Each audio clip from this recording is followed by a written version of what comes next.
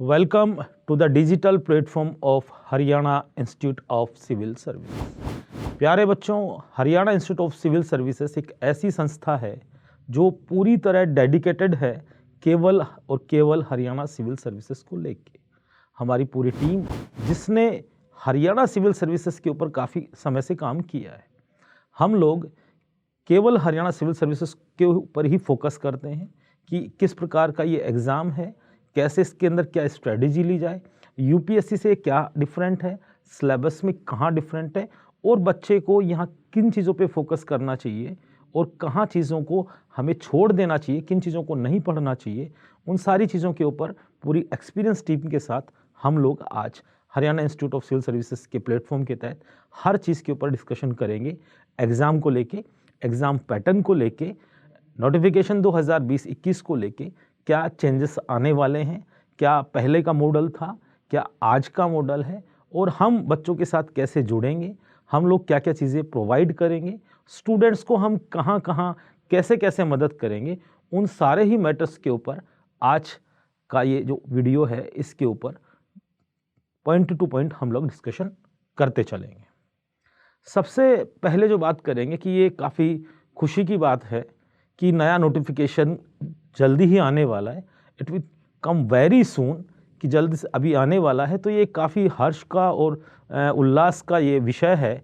काफ़ी समय से बच्चे इस एग्ज़ाम का वेट कर रहे थे कि ये एग्ज़ाम कब होगा, कब आएगा, और उसी को मद्देनज़र जो नया लेटर अभी गवर्नमेंट की तरफ से Haryana public service commission secretary को जारी हुआ है, उससे पता चलता है कि हाँ, अब जो इंतज़ार की घड़ियाँ थी वो ख़त्म होने वाली हैं और नोटिफिकेशन आने वाला है। और अप्रोक्सीमेटली 145 टोटल पोस्ट जो हैं वो इस एग्ज़ाम के थ्रू जो है वो हरियाणा गवर्नमेंट में फुलफ़िल की जाने वाली। सबसे पहले हम बात कर लेते हैं कि क्या कुछ ये नोटिफिकेशन अपने आप में कह रहा है और क्या कुछ जो डिफरेंट सोर्सेज से हमने इन्फॉर्मेशन जुड़ाई हैं, हालांकि उनकी ऑथेंटिसिटी को लेके और अभी भी थोड़ा सा डाउट है, फिर भी एक जो मोटे तौर पे जो चेंजेस होने की संभावनाएं हैं मैं उस पर बात करूंगा। और उसके बाद में जब ऑफिशियली नोटिफिकेशन एचपीएससी जारी कर देगी तो हम लोग फिर डिस्कशन करेंगे कि ये क्या चीज़ें हैं और कैसे कैसे इन चीज़ों के साथ में हमारे को आगे बढ़ना है। सबसे पहले जो प्रोबेबिलिटी थी, जो सबसे ज़्यादा संभावनाएं थी कि सी सेट को लेके एक बड़ा मुद्दा बना हुआ था। आप यदि पिछले एग्जामिनेशन को देखें तो उसमें सी सेट जो था वो केवल क्वालिफाइंग नहीं था, क्वालिफाइंग के साथ साथ में आपका जो सी सेट था उसके मार्क्स फाइनली प्रीलिम्स की मेरिट डिसाइड करने में इंक्लूड किए गए थे, जिसकी वजह से बहुत सारे बच्चे जो काफ़ी समय से सिविल सर्विसेज की प्रिपरेशन कर रहे थे वो आउट हुए। और जो टेक्निकल और पर्टिकुलर यदि बात करें तो जो लोग मैथमेटिक्स से, जो लोग साइंस बैकग्राउंड के थे, जो लोग इंजीनियरिंग बैकग्राउंड के थे, उनको काफ़ी फ़ायदा मिला कि रादर देन उन्होंने जीएस पे फोकस ना करके और मैथमेटिक्स और इंग्लिश को और रीजनिंग को अपना पॉइंट ऑफ व्यू बनाया और उसकी वजह से उनका एग्ज़ाम क्लियर हुआ।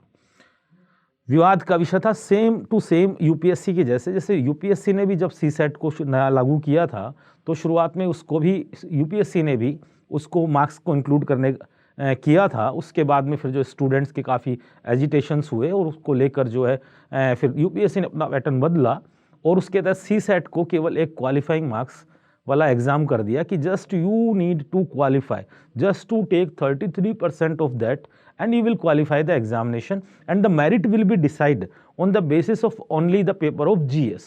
So right now ये एक बड़ा changes Haryana public service commission की तरफ से हमारे को देखने को मिल सकता है कि सी सेट को क्वालिफाई किया जा सकता है। इट मीन्स वॉट, कि जो आपका पहला पेपर जो जीएस सामान्य अध्ययन का जो पेपर होगा उसी से आपकी मेरिट डिसाइड होगी और जो सेकंड पेपर होगा वो क्वालिफाइंग ही होगा। उसमें से 100 में से आप 33 मार्क्स लेके आ जाओगे तो आप प्रीलिम्स को क्वालिफाई कर जाओगे। और 33 मार्क्स नहीं आएंगे तो whatever it may be you have the marks in the GS, there is no advantage of all that particular marks of the GS. So one thing should be very clear कि you have to clear the CSET examination. So CSET पढ़ना पड़ेगा, जरूर पढ़ना पड़ेगा, लेकिन हाँ पहले जैसे उसको मेरिट में इंक्लूड नहीं करेंगे। दूसरी जो इन्फॉर्मेशंस आ रही हैं कि क्या मेंस का भी पैटर्न कुछ चेंज होगा, क्या यूपीएससी के जैसे जीएस को इम्पोर्टेंस मिलेगी, क्या यूपीएससी की तर्ज के ऊपर 4-4 पेपर जो हैं जीएस के होंगे, या 2 ही ऑप्शनल के साथ में हरियाणा पब्लिक सर्विस कमीशन अभी भी चलना चाहेगा? तो देखिए, ऑथेंटिसिटी की बात कर ले, रिलायबिलिटी की बात करें तो वो तो ऑथेंटिक नोटिफिकेशन जारी होगा तो उसी से पता चलेगा। लेकिन अभी तक जो सोर्सेस जो हमें बता पा रहे हैं, जो हमें सूचना मिली है, उसके तहत हम कह सकते हैं कि 2 ऑप्शनल सब्जेक्ट जो हुआ करते थे, उसकी जगह अब किसी एक ऑप्शनल सब्जेक्ट के ऊपर ही फोकस होगा। और दूसरा जो है आपका जीएस जो होगा वो कहीं ना कहीं उसका थोड़ा सा दायरा बढ़ाने का प्रयास हरियाणा पब्लिक सर्विस कमीशन करते हुए दिखाई देता है with the changing scenario and just like the pattern of UPSC. लेकिन हाँ, अभी भी यूपीएससी पैटर्न के ऊपर 4 एग्जाम होने की संभावना हमें नहीं दिखाई देती है। यहाँ ये संभावना है कि ऑप्शनल पेपर जो आपके हुआ करते थे उसमें एक को कम किया जाए और उसकी जगह पे जो है एक ही ऑप्शनल सब्जेक्ट रहे जिसके कि मार्क्स को 200 करने की संभावनाएं हैं। जो अभी तक 150 का हुआ करता था वो आपका 200 मार्क्स का हो सकता है। वहीं जीएस की बात यदि आप करें तो जीएस जो है आपका वो 100 मार्क्स का हुआ करता था, उसको 200 मार्क्स का करने की संभावनाएं, प्रोबेबिलिटी ज़्यादा दिखाई देती है। तो अगर ओवरऑल मार्क्स की बात करें तो 600 मार्क्स का ही आपका पहले मेंस हुआ करता था। जैसे पहले जो पैटर्न था उसमें 150 के 2 ऑप्शनल सब्जेक्ट आपके हो गए। उसके बाद बात करें तो 100 मार्क्स का जीएस एंड उसके बाद followed by particular you can say the Hindi 100 marks and English 100 marks. तो ओवरऑल अगर आप कंक्लूड करेंगे तो 600 मार्क्स देखेंगे। और नए पैटर्न की बात करेंगे तो वहाँ भी आपको 200 का जीएस, 200 ऑप्शनल सब्जेक्ट और उसके बाद में हिंदी और उसके बाद में इंग्लिश। इन चारों का अगर आप सम करेंगे तो फिर वापस से वही 600 हो जाएगा। और 75 मार्क्स का आपका इंटरव्यू जो आपकी पर्सनैलिटी डेवलपमेंट टेस्ट है, जो कि फाइनली आपका मेंस क्वालिफाई करने के बाद में कंडक्ट होता है, तो वो 75 मार्क्स का, इट मीन्स वापस वही फिगर आएगा 675 मार्क्स जो है वो टोटल सम होगा, जिसमें से आपको अपने मेंस में और आपके इंटरव्यू में जो मार्क्स मिलेंगे और उसके बेस पे आपकी जो मेरिट बनेगी उसके बिहाफ पे ही आपका सिलेक्शन होगा किसी पर्टिकुलर पोस्ट के लिए। तो ये कुछ चेंजेस आपको इस बार हरियाणा पब्लिक सर्विस कमीशन में देखने को मिल सकते हैं।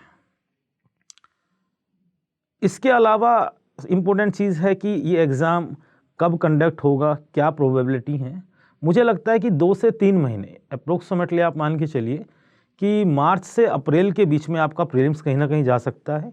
उसके बाद अगस्त सितंबर में आपका मेंस जा सकता है और ईयर एंड तक आपका इंटरव्यू वगैरह जो है वो सारा कंप्लीट होकर प्रोसेस कंप्लीट हो सकती है। ये संभावना है अगर जो चीज़ें एज इट इज अगर चालू रही तो ये प्रोबेबिलिटी आपकी बनती है।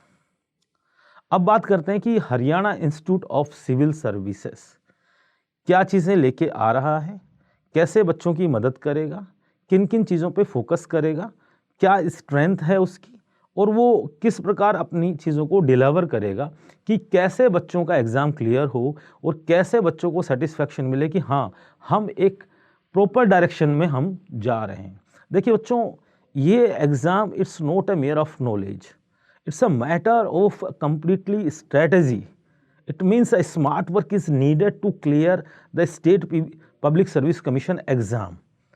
Just only the knowledge is not a matter and we are not the encyclopedia कि हम सब चीज़ों को मगअप कर लें। तो ये पूरा एग्ज़ाम को यदि आप देखें तो एक स्ट्रेटेजिकल एग्ज़ाम है। It means what? You have to go in such a direction that you should to be jack of all and master of none. This is an examination of generalization rather than specialization. So specialization की जगह हम generalization पे बात करेंगे तो Haryana institute civil services जो है वो इसके अंदर सबसे पहली चीज़ है कि उसकी जो स्ट्रेंथ है वो उसकी टीम है। और कहते हैं कि स्ट्रेंथ एकता से आती है और जब टीम मजबूत होती है तो रिजल्ट्स बहुत पॉजिटिव होते हैं। तो हमारी जो टीम है उसके अंदर हमने एक कम्बिनेशन बनाया है, बच्चा उसके अंदर एक कम्बिनेशन बनाया है कि हमने experienced teachers, faculties, renowned faculties जो काफ़ी समय से सिविल सर्विसेज के एग्ज़ाम्स के अंदर जो है पढ़ा रही हैं, उन लोगों के साथ में हमने एक अच्छी टीम बनाई है। और साथ में न्यू जनरेशन, जो बच्चे जो एस्पिरेंट थे जिन्होंने लास्ट 1-2 साल से जो है एग्ज़ाम दिए हैं, तो इन दोनों को मिला के कम्बिनेशन बनाया है ताकि एक्सपीरियंस लोगों का जो है हमें अनुभव का एडवांटेज मिले और साथ में जो नई जनरेशन है, जो यूथ है, उस यूथ के जो नए इनोवेशंस हैं, जो नए आइडियाज़ हैं, हम दोनों को मिला के उस एग्ज़ाम के बिल्कुल नज़दीक पहुँच के बच्चों की प्रिपरेशन करवाएं, ताकि उनका समय और जो एनर्जी है वो वेस्ट ना हो। तो पहला यूनिक फीचर है कि it's a combination of youth together with the particular the experience faculty. वो कुछ इसके अंदर जो पुराने ईयर्स के, प्रीवियस ईयर्स के टॉपर्स हैं, वो लोग भी हमसे जुड़े हुए हैं। समय समय पे हमें उनकी भी गाइडेंस मिलेगी, समय समय के ऊपर वो हमें गाइड करेंगे, वो हमें स्ट्रेटजी देंगे, वो हमें डायरेक्शन देंगे। कुछ क्लासेस भी हो सकती हैं उनकी, वर्कशॉप भी हो सकती है। तो ओवरऑल मिला के स्ट्रेंथ है इसकी टीम के अंदर। मैं बहुत जल्दी नेक्स्ट वीडियो के अंदर पूरी टीम के साथ लेकर आपको इंट्रोड्यूस करूँगा। तो पहली चीज़ है कि इसकी टीम की स्ट्रेंथ। अब बात करते हैं कि क्लासेस को डिलीवर करने का मॉडल क्या है। तो हम लोग ऑफलाइन भी शुरू करेंगे और साथ में हम ऑनलाइन भी देंगे।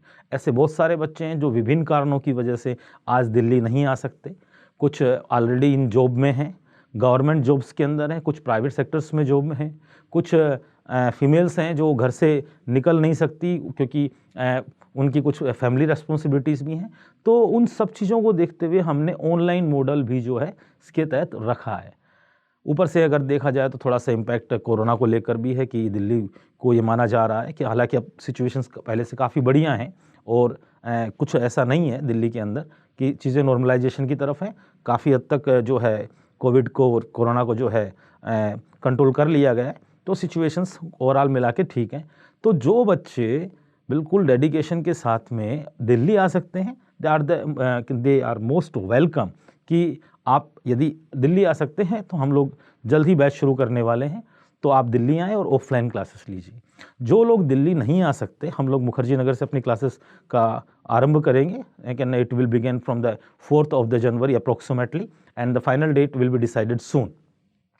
जो लोग यहाँ नहीं आ सकते उनको हम लोग ऑनलाइन क्लासेस देंगे और उसके माध्यम से जो है हम बच्चों तक पहुँचने का प्रयास करेंगे और टू वे कम्युनिकेशन होगा कि बच्चों की अगर कोई प्रॉब्लम्स भी हैं तो हमारी पूरी टीम उसको ऑनलाइन के अंदर भी जो है सोल्व करने की पूरा प्रयास करेगी। तो किसी प्रकार का ऐसा डिफरेंस नहीं है कि ऑनलाइन वाले बच्चों को वो चीज़ें नहीं मिल पाएंगी। फिर भी होता है कि एक पर्सनल कम्युनिकेशन होता है तो उसका ज़्यादा एडवांटेज होता है।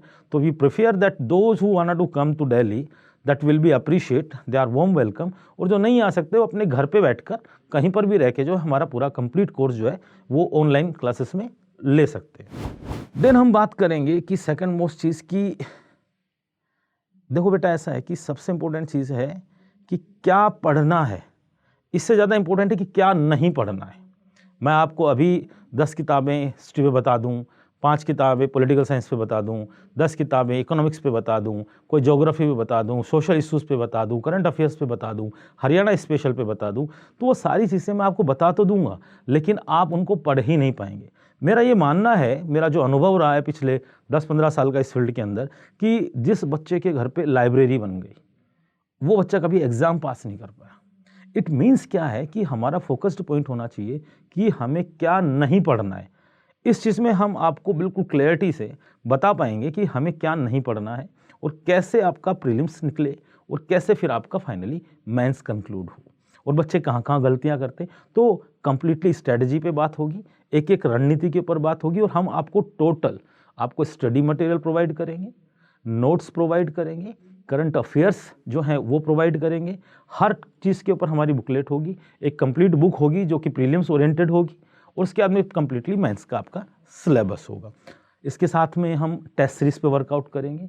आप इस चीज़ को बिल्कुल कॉन्फिडेंस से ले लीजिए कि यदि आप उस टेस्ट सीरीज और हमारे बताए हुए रास्ते के ऊपर चलते हैं, उसके अलावा कुछ मत पढ़ना जो हम बताएं, 100% रिजल्ट आपके हाथ में रहेगा। डेडिकेशन के साथ में आने वाले 1 साल में पर डे जो है 7 से 8 घंटे आप किताब के ऊपर बैठेंगे, आप अपने स्टडी मटेरियल के साथ बैठेंगे और 4 घंटे की क्लास के साथ बैठेंगे। मैं प्रॉमिस करता हूं कि रिजल्ट्स आपके हाथ में होंगे। तो स्टडी मटेरियल भी प्रोवाइड करेंगे, डिजिटली भी प्रोवाइड करेंगे और हम लोग उसका जो है प्रिंट आउट भी आपको प्रोवाइड करेंगे। टेस्ट सीरीज पे वर्कआउट होगा, नोट्स के ऊपर वर्कआउट होगा, स्टडी मटेरियल पे वर्कआउट होगा, ऑफलाइन हो गया, ऑनलाइन हो गया। इन सारी चीज़ों को जब आप मिलाओगे, उसके बाद भी ऐसा नहीं है की चीज़ें नहीं रही हैं, इसके बावजूद भी बहुत सारी चीज़ें हैं जिस पे आपको वर्कआउट करना पड़ेगा। उसमें एक इम्पोर्टेंट चीज़ आती है answer writing, answer writing technique, how to write a better answer. यहाँ आपके ऑप्शनल सब्जेक्ट भी हैं और आपका जीएस भी है और साथ में आपका हिंदी और इंग्लिश है, और Hindi with essay and English with essay. तो जब तक आपको मेंस के अंदर लिखना नहीं आएगा, जब तक मेंस के अंदर लिखना नहीं आएगा, आप अपनी बात को समराइज्ड करके उस लिमिटेड टाइम के अंदर, क्योंकि आपका जो टाइम है, जो एग्जामिनेशन के आवर्स हैं वो लिमिटेड हैं, उसी लिमिटेड टाइम के अंदर यू हैव टू आपको अपना सब कुछ बता देना। इट मीन्स गागर में सागर भरना जिसको कहते हैं, वो with in the 3 hours, with in the 3 hours आपको गागर में सागर भरना है। इसलिए आपकी लैंग्वेज पे कमांड और साथ में राइटिंग पे कमांड। तो हमारा पूरा आंसर राइटिंग सेशन चलेगा, एक्सपर्ट्स जो हैं आंसर राइटिंग के ऊपर वो आपकी क्लासेस लेंगे इसको लेके, और आंसर राइटिंग सेक्शन की भी हम पूरी प्रिपरेशन कराएंगे। बच्चे कई जगह गलतियां करते हैं कि एक बार डायरेक्शन गलत चला गया। मैंने ऑब्जर्व किया है कि अभी तक हरियाणा सिविल सर्विसेज को लेके बच्चा जब मेंस की प्रिपरेशन करता है तो हिंदी और इंग्लिश को भी इग्नोर कर जाता है, जबकि मेरा ये मानना है कि जीएस से भी ज़्यादा इंपॉर्टेंट हिंदी और इंग्लिश है, क्योंकि वहाँ कम एफर्ट्स लगा कर भी आप ज़्यादा स्कोर कर सकते हो।